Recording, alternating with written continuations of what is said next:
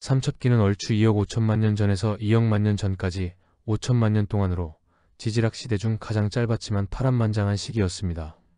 파충류가 번성했고 공룡이 등장하여 주라기 공룡 시대의 기틀을 다졌으며 포유류의 조상이 진화했습니다.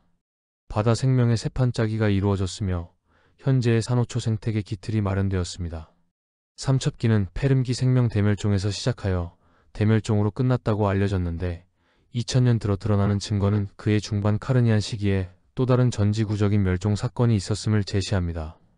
그리고 멸종 중심부에는 200만 년 동안이나 비가 아주 잦았던 시기가 있었습니다. 이를 카르니안 플루비얼 이벤트라고 부릅니다. 과학적인 발견은 우연한 대화를 통한 아이디어 교환에서 시작됩니다. 카르니안 플루비얼 이벤트의 발견이 그러합니다. 지질학 박사과정 학생 알라스테어 러펠은 그의 고향에서 보았던 붉은색 암석 사이에 형성된 회색 퇴적층을 이상히 여기며 마음에 품고 있었습니다. 바위가 붉은색을 띠는 이유는 햇빛과 바람의 철성분이 산화됐기 때문으로 그의 고향 지역은 삼첩기 당시 건조했음을 반영합니다. 그런데 회색 탄산 염층이 사암층을 가로질러 있는 거죠. 건조 지역이 한동안 늪지대로 변했다는 의미입니다. 1987년 그는 박사 후 과정을 밟고 있는 마이크 심스를 만납니다. 심스 박사는 삼첩기 바다나리의 화석을 연구하고 있었는데 그 다양성이 카르니안 시절에 갑자기 감소하고 있는 사실을 알아내고 이상히 여기고 있었습니다. 서로의 관심사를 이야기하는 중에 러펠은 말합니다. 그러면 바다나리는 비를 싫어하는 거 아닌가? 둘 사이 번듯 아이디어가 교차합니다. 삼첩기 시절 장기간의 장마가 있었고 그 여파로 바다 생명이 죽어나갔을 것이다. 심스와 러펠은 카르니안 시절 장기간 장마의 흔적을 찾아봅니다. 그들은 영국 내 다른 지역, 이태리, 미국, 멀리 떨어진 히말라야 산지 등 지구 여러 곳에서 카르니안 시절에 남겨진 홍수의 흔적을 발견합니다. 중요하게도 바다나리는 물론 다양한 해양생물, 양서류, 식물 종들이 사라졌다는 사실도 알아냅니다. 그리고 자신들의 가설에 확신을 가집니다. 1989년 심스와 러펠 박사는 삼첩기에 기후 변화가 있었으며 이때 생명 멸종이 같이 진행되었다는 제목으로 논문을 발표합니다. 그리고 논문에 카르니안 플루비얼 이벤트라는 명칭을 처음 도입했습니다. 그런데 두 젊은 과학자의 주장은 터무니없다고 한동안 무시됩니다. 한 지질학자는 제시된 장마의 증거는 광범위 지하수층 때문으로 해석하여 강우량이 특별히 많았던 플루비얼 이벤트를 인정하지 않았습니다. 2006년 이태리 지질학계는 카르니안 강우 사건을 공론의 장에 올려놓기 시작했습니다. 대두되는 질문은 무엇이 기나긴 장마와 생명의 멸종을 유도하였는가? 2017년 첫 번째 워크숍이 독일에서 개최되었고 많은 관련 증거들이 제시되었습니다. 삼첩기는 판게아라 하여 지구의 대륙이 하나로 몰려 있었습니다. 바다에 접한 지역을 제외하곤 내륙 대부분은 건조한 지역이었습니다. 많은 과학자들은 건조한 기후는 대륙이 어느 정도 흩어지는 삼첩기 말까지 계속되었다고 보았습니다. 그런데 삼첩기 5천만 년 중 후반기에 들어서면서 200만 년 정도 습했던 시절이 있었다는 겁니다. 건조한 지역에 비가 자주 오면 동식물상이 풍부해집니다. 그런데 바다와 바다에 접한 지역의 생명들은 사라진 거죠. 심스와 러펠 박사는 그 원인을 화산 폭발로 보았습니다. 페름기 말 시베리아 지역에서 그리고 백악기 말 인도 데칸 지역에서 일어난 거대 화산 폭발이 생명 멸종의 주요 원인으로 지목되니까요. 과연 삼첩기에도 거대 화산 폭발이 있었으며 그 흔적을 찾을 수 있는가? 2006년 이태리 과학자들은 삼첩기 카르니안 지층에서 화산재 퇴적물이 있음을 알아내었고 알래스카에서 캐나다 밴쿠버까지 뻗어있는 랑겔리아 산맥의 거대 화성암 지대가 카르니안기 기후 변화와 생명 멸종을 이르게 했던 화산 폭발의 흔적이라고 주장했습니다. 랑겔리아 거대 화성암 지대는 소위 멘틀 플룸이라 하여 현무암질 마그마가 해저에서 분출하여 만들어진 지대로 홍수 현무암이라고도 합니다. 마그마 분출은 적도 부근에서 일어났고 결과로 형성된 거대 화성암 지대가 서서히 이동하여 북아메리카 대륙에 충돌하였을 거라고 추정합니다. 8천만 년이 지난 주라기 후기에 일어난 일입니다. 대양 한가운데서 화산 폭발은 다량의 이산화탄소를 방출합니다. 그에 따라 전 지구적인 온난화가 일어났다고 추측합니다.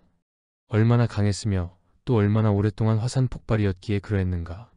최근 논문에 의하면 판게아 테티스 바다 서편, 지금의 유럽 쪽 샘플에서 이산화탄소 대기 유입 정도를 측정해 본 결과 화산 폭발은 3-4번 정도 있었을 것으로 추정됩니다. 그리고 지금의 북알프스와 남중국 암석 샘플에서 기온을 유추해보면 평균 6도 정도 상승이 있었습니다. 산업혁명 이후 지구 평균 온도는 1.5도 상승했습니다. 카르니안 시절 평균 6도 상승은 놀랍습니다. 물론 100만 년 정도 걸린 일입니다. 강력한 화산 폭발이 연거푸 있었기에 그러했을 거라고 설명하지만 미흡합니다. 더욱 화산 폭발이 어떻게 장마 시즌을 열었는지 현재로서는 설명이 안 됩니다. 해저 멘틀 플룸은 대륙보다 훨씬 많은 수증기를 뿜어냈고 한 덩어리로 묶인 대륙에서 빈번하게 발생하는 지역적인 대기 압력 차이가 많은 비를 내리게 했을 거라고 추측할 뿐입니다. 카르니안 멸종 사건은 5대 생명 대멸종에 포함되진 않지만 35%에 달하는 해양 생물종이 사라지는 결과를 낳았습니다. 이산화탄소 증가에 따른 대양산성화가 한몫을 했습니다. 장마 동안 다량의 무기 염류가 바다로 유입되어 부영 양화가 일어났고 그로 인한 바다 용준 산소량 감소는 경고어류종 50 내지는 60% 다양성 감소를 유발했습니다. 암모나이트류가 큰 타격을 입었으며 많은 해양 파충류가 이 시기에 자취를 감췄습니다. 육지 동물도 타격을 받아 많은 파충류가 사라졌지만 짐승다운 파충류는 포유류로 진화하는 기회를 가집니다. 대부분 고생물학자들은 포유류는 2억 년 전 즈음 주라기에 진화했다고 주장했습니다. 2022년 그간 포유류 유사 파충류로 분류됐던 동물이 전니를 갈고 영구치를 가지는 그야말로 진짜 포유류임이 밝혀졌습니다. 포유 동물의 진화에는 많은 혁신이 필요한데 카르니안 우기에 형성된 새로운 생태 환경이 포유 동물의 혁신을 촉진했을 것입니다. 기존 알려진 시기보다 2500만 년이나 빠른 것입니다. 카르니안 우기는 탄산염, 즉 석회가 엄청 많이 만들어졌던 시기였습니다. 대기 중 이산화탄소는 탄산칼슘 석회암으로 고정되는데 식물성 플랑크톤이 중요한 역할을 합니다. 이들은 이산화탄소를 흡수하여 세포 바깥에 탄산염으로 쌓아놓습니다. 이들이 죽어 침전되면 그만큼의 이산화탄소를 해저에 퇴적하는 결과를 가져옵니다. 한 연구에 의하면 남부 이태리 석회암 지대에서 카르니안 강우 사건 전후로 석회화된 플랑크톤 성분이 10%에서 50%로 증가해 있었습니다. 질문은 왜 이 시기에 이산화탄소가 그리 많이 탄산염으로 고정되었는가입니다. 랑겔리아 화산 폭발 과정에서 지구 멘틀에 고정되어 있던 탄소가 너무 많이 빠져나갔기 때문에 이를 회복하는 과정으로 볼 수 있는가? 그럼으로써 카르니안 강우 에피소드가 끝났던 것인가? 카르니안 우기에 현대 산호초가 고대 산호초를 대체하면서 등장했습니다. 즉, 석회석을 함유한 돌산호가 카르니안 우기에 본격적으로 나타난 것이죠. 돌산호는 광합성 단세포 생명과 조류의 안식처 역할을 합니다. 카르니안 시절 진화한 석회 돌산호는 오늘날 거대 산호초 생태계 형성과 유지에 커다란 기여를 하였습니다. 카르니안 우기의 현대 침엽수림 생태계의 초석이 마련됐습니다. 우기 사건 이전의 식물은 키가 작은 초목 위주였지만 강수량이 늘면서 침엽수나 소철류 같은 키 크고 잎과 줄기가 질긴 식물이 많아졌습니다. 고대 양치류도 풀고사리와 같은 현대 양치식물로 대체되었습니다. 이러한 변화가 공룡이 번성하는 데 한몫했습니다.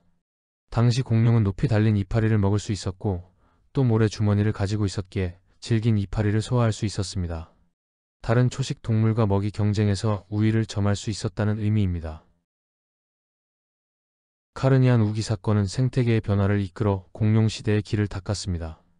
여기 영국 자연사 박물관 과학자들이 주장하는 가장 오래된 공룡의 모습입니다.